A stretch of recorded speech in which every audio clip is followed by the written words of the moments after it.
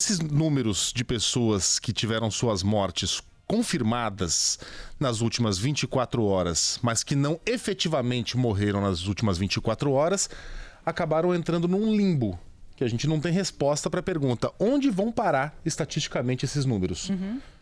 Em que momento eles serão contabilizados, em qual período de 24 horas eles serão computados e acrescidos, portanto, ao total de mortos.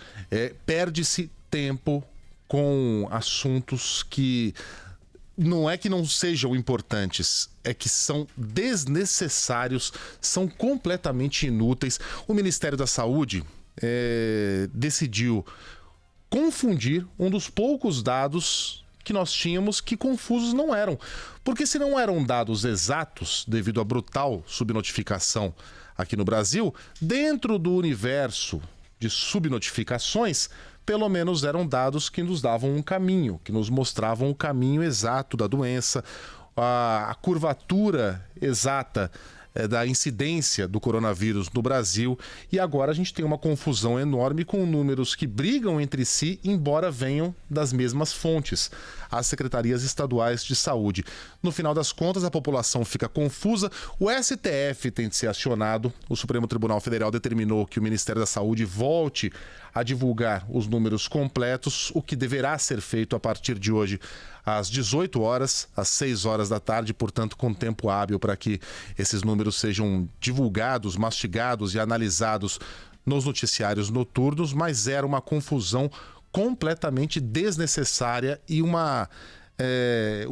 desvio de energia, de recurso, de força, que mais uma vez diminui o nosso potencial de combate ao que interessa, que é a doença.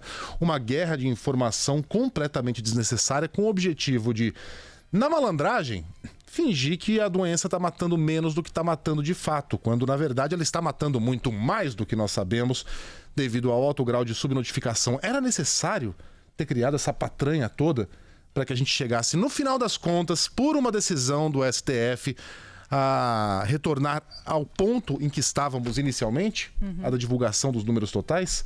É impressionante o talento que esse governo tem, que nós brasileiros temos, de uma maneira geral, de desviar o foco para assuntos que não interessam, para lateralidades que não são importantes e que, no final das contas, atrapalham a nossa vida no combate à doença. Não é uma coincidência, não é um desejo de Deus, não é uma perseguição do divino o fato de hoje sermos o segundo país com o maior número de incidências de Covid-19, correndo firme para que sejamos o primeiro em breve. O Brasil fez tudo errado desde o início. E quando a gente fala do Brasil, nós falamos daqueles que movem as cordas, dos governantes brasileiros, que fizeram tudo de errado que podiam ter feito desde o primeiro dia do combate a essa doença.